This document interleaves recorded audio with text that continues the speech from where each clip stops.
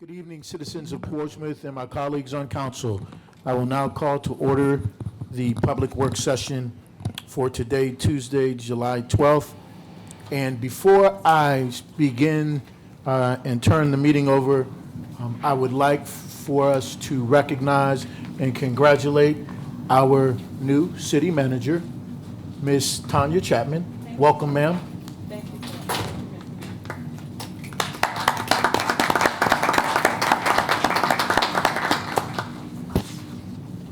And Madam Clerk, would you call the roll? Vice Mayor Barnes. Mr. Battle. Mrs. Lucasberg. Here. Mr. Moody. Here. Dr. Whitaker. Present. Mr. Woodard. Here. Mayor Glover. Here. And Madam City Manager, you have the floor, ma'am. Thank you, Mayor Glover. Greetings, Mayor Glover, Vice Mayor Barnes, members of Portsmouth City Council and Portsmouth community. We have one presentation tonight, and that will be from Mr. James Wright, who is the city engineer. He will be presenting an update on the condition of the Port Norfolk Recreation Center. And the goal of the presentation is to provide information to council so they can make an informed decision about an informed decision and we will request direction on how to proceed after that. So Mr. Wright, we'll turn it over to you. Thank you.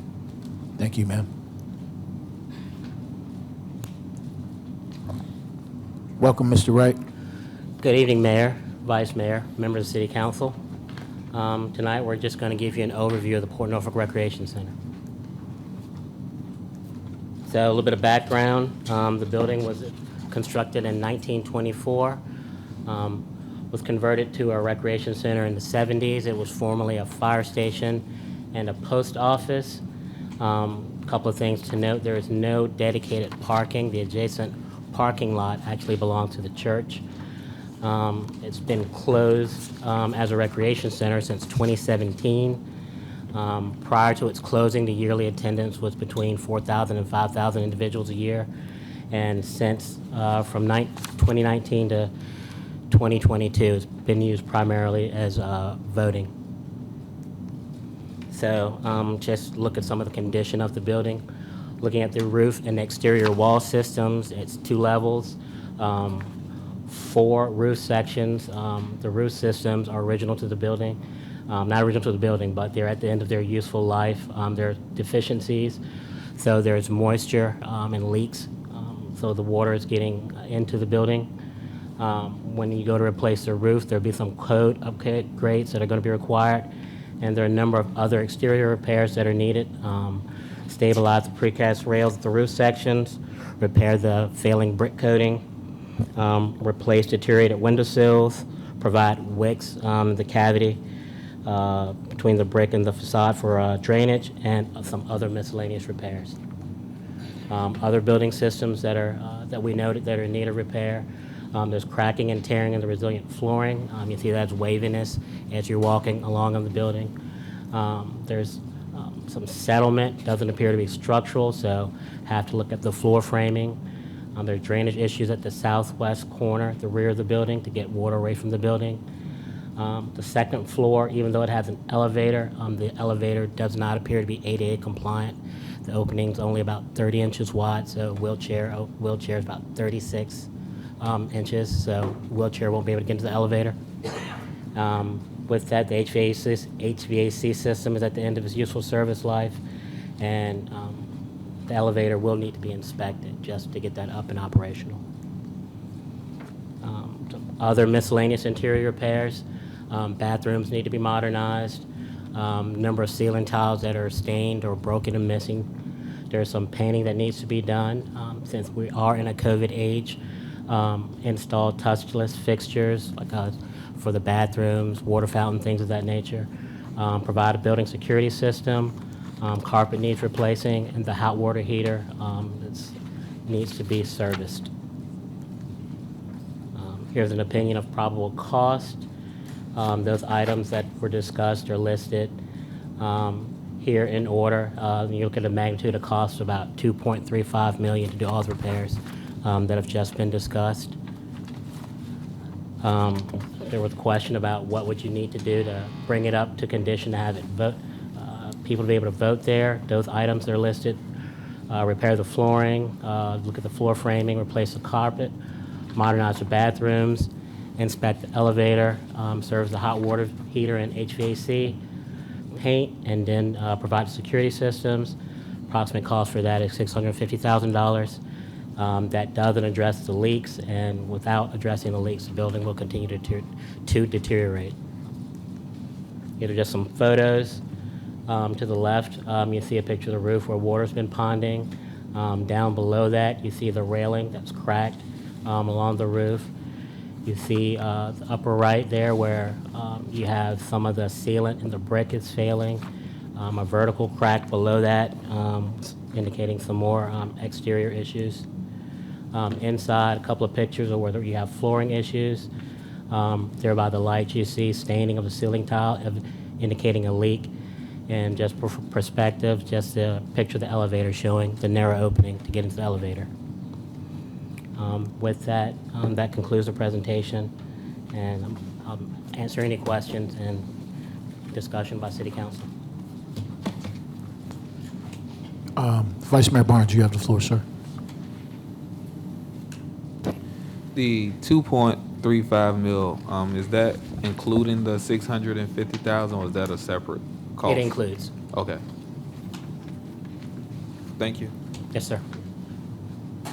Councilman Battle, sir, you have the floor. So that's to redo the building and bring it up to code? So the 2.3 is to do correct all the deficiencies that are in the building and get you back operational, fully operational as a rec center. And what would it cost to replace? Would that be cheaper? We were not asked to look to that, so I don't have that number for you now, but we can definitely come back to you with that number.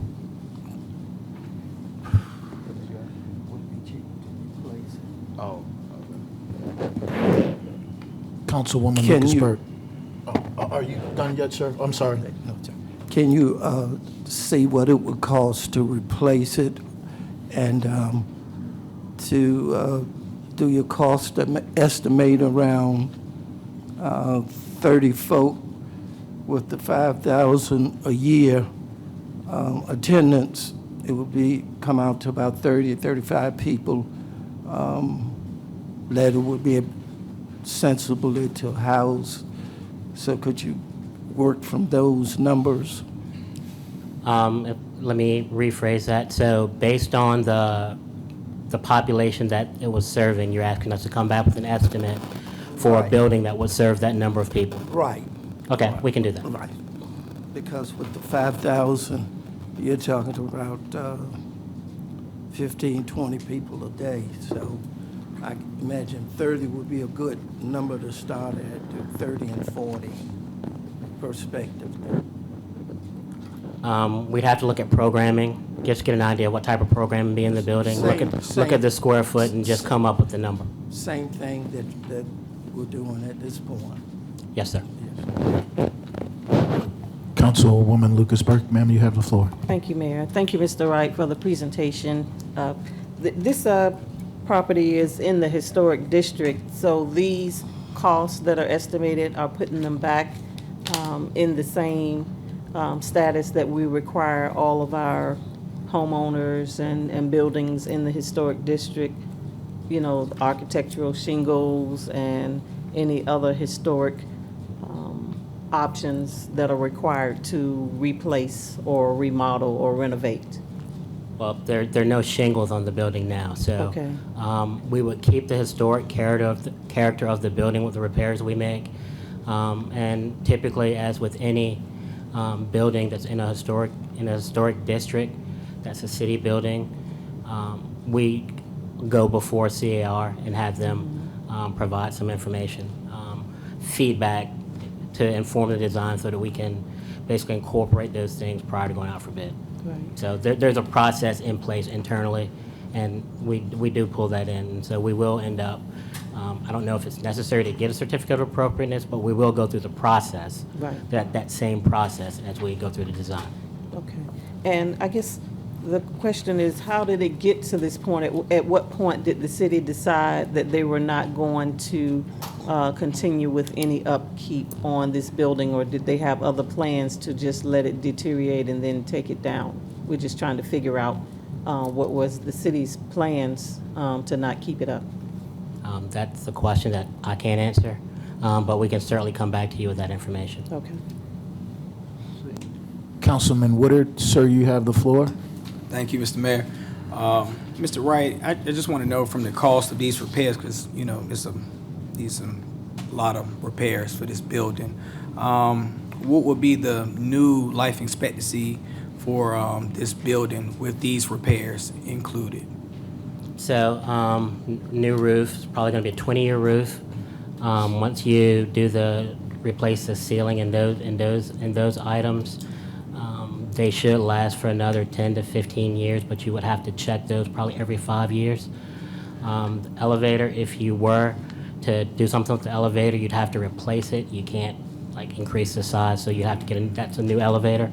So the new elevator, basically, however long a new elevator lasts, probably 20, 25 years. Prior to looking at seeing if you need to do any rehab or anything like that. So you're looking at somewhere between 15 to 25 years additional lifespan to that building before you had to do any quote-unquote significant other repairs or modifications. And that's incorporated with, I think you put up here, waving floors. Is the foundation secure for this building? Yes. So the structural analysis, the foundation is okay, so the waviness in the floor is probably a framing issue. So once you pull some of the flooring up, you take a look and you see and you make those repairs or modifications to the floor and you put a new floor back down. Thank you, Mr. Wright, for all your hard work. Thank you.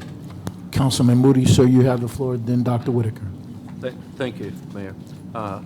Good evening, Mr. Wright. Good evening. Thanks for the information. I'm curious as to what the recreation facility study 6-7 years ago said about this building. Was that in that study? I've seen the study in the past. I'd have to basically go back to the study and provide you with the information about what those recommendations were. I think it would be good that all of us would be updated a copy of that. And also, is this building condemned? No, sir, it is not condemned. Structurally, the building's sound. It just has a number of issues Okay, so that are in need of attention. And so, prior to allowing anybody back in the building, you should address at least those interior issues, and then you could work on the exterior issues. So the building still has a CO? So the building's been out of use for more than 3 years, so it would have to undergo a re-inspection to get a new CO. Would it be able to obtain one in its current condition? So you'd have to have the elevator inspected and a number of the systems inspected. The repairs, I don't think would preclude the building from getting a CO, but from a liability standpoint, I think there's some things in the building that you need to do prior to letting individuals back in. But this is basically a punch list of things that needs to be done to extend the life of the building and get it back to where it was 5 years ago as a rec facility. Is that Yeah, so in simplest terms, correct? if you don't mind, these are the things you'll need to do basically to get people back into the building. These are the things you'll need to do to get the building back up to snuff to be able to use it as a recreation facility. Thanks. Dr. Whitaker, sir, you have the floor. Yes, Mr. Wright, the 2.3, that's the renovation cost. The getting it actual operational and functional at a rec level for the different programming that would be in that building, has that been taken into consideration? As far as you're talking about potential for programming and things of that nature, I or mean, just when you talk about, first of all, when you talk about it being a rec center, and we're here in 2022 looking at what rec center should be, does that fit within what we are saying rec centers should function as, because that's an old structure. I doubt if it has the, for what I've seen, the facility capabilities for having the type of programming that you would expect to see in a rec center. And so when you're talking about your athletics, the workouts, has that been taken into consideration, the cost of bringing it up to a present condition that would be functional as a rec center? No, sir. You do have some recreational areas outside basketball court and some other amenities outside, but if you're talking about functional modern-day recreation space, Right. no. This gets you back to basically where it was. If you were to basically modernize your programming, is the best way I can say it, and think of a way to build it out. If you're thinking computer lab, studio type space and things of those type, I'm not sure you're going to get workout space in this building, but those other things that you look for in a recreation facility, no, that's not part of this estimate. Yeah, okay. And so has there ever been any consideration of privatizing this property so that it can be developed for other uses, or are we limited to it being a national historic? Well, that's what I heard. I haven't really seen, but is it a national historic designation? So the building sits in a historic area, in a historic neighborhood, historic district. I haven't seen anywhere where the building itself is a historic structure. Okay. At a staff level, there's been discussion about privatization, but I don't think beyond staff level it's gone any further than that. Right. If I may, the one example that staff looks at when we think of this building is the old Shea Terrace Elementary Right. School that was converted, I think, into senior housing.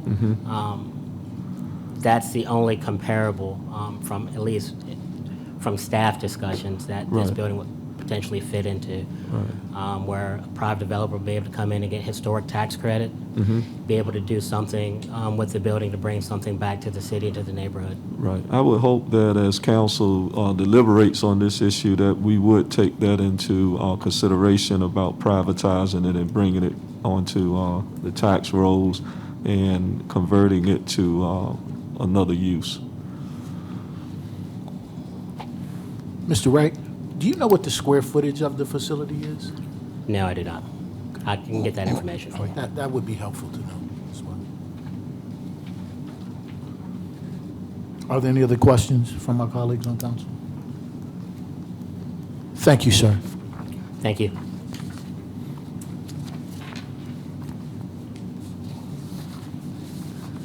Thank you, Mr. Wright. So, Mr. Mayor, Vice Mayor, members of council, we have 3 items for consideration on the city manager's report. The first one is CMR 22-210, which is the adoption of an ordinance accepting a Shelter Plus Care grant in the amount of $569,041 from the Department of Housing and Urban Development to the FY23 budget. Item number 2 will be 22-211, which is the adoption of an ordinance accepting a public safety answering point grant in the amount of $3,000 for Virginia 911 services in the grant FY23 grant fund. And number 3 is CMR 22-212, adoption of an ordinance accepting for Life funding in the amount of $78,791.44 from the Virginia Department of Health into the FY23 grant funds. And also, I just want to make mention of a press conference that Chief Jenkins and I are planning to hold this coming Thursday to discuss our crime initiatives, as well as my qualifications, aspirations, and initiatives for the city. Thank you. Thank you, ma'am. That concludes our report. Thank you, ma'am.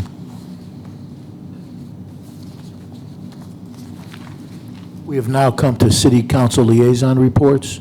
Are there any city council liaison reports at this time?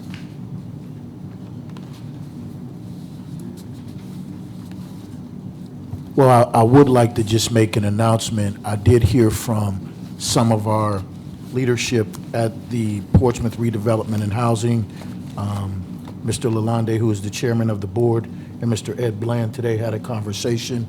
They were PRHA awarded a $100,000 grant from, I think, the state to help them to reduce gun violence and crime in the PRHA communities. And so I thank them for their hard work in obtaining that grant on behalf of my colleagues on the city council and the city manager and city staff. So I just wanted to make everyone aware of that, and they're excited about those dollars, and they intend to put them to very good use. Thank you. Seeing no other reports, and looking at our agenda, that concludes our agenda for this work session. We are adjourned. Dr. Whitaker, sir, you have the floor. I thought that we were having a report from the city assessor in closed session.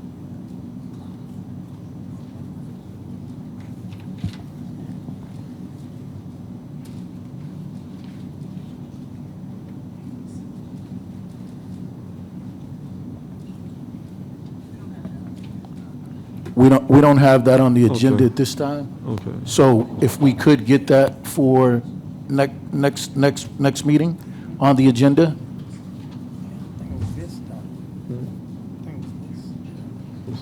I don't think it was this early. No, he's supposed to do it. Once again, that concludes all of our items for this work session. This meeting is adjourned. We will start our regular council meeting at 7:00 p.m.